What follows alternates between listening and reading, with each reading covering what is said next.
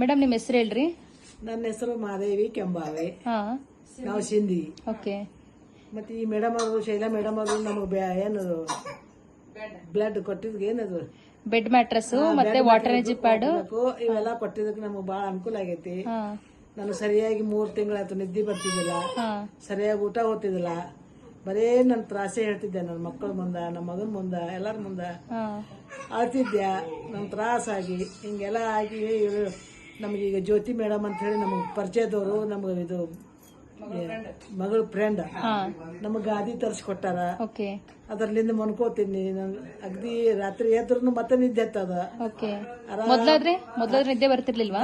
ಮೊದಲು ನಿದ್ದೆ ಬರ್ತಿದ್ದಿಲ್ಲ. ನಾ 3 ತಿಂಗಳ ತನ ನನ್ನ ಕಣ್ಣಿ ನಿದ್ದೆ ಎತ್ತಿಲ್ಲ. ರಾತ್ರಿ ಬೆಳತನ ಎಚ್ಚರಿಸೋದು.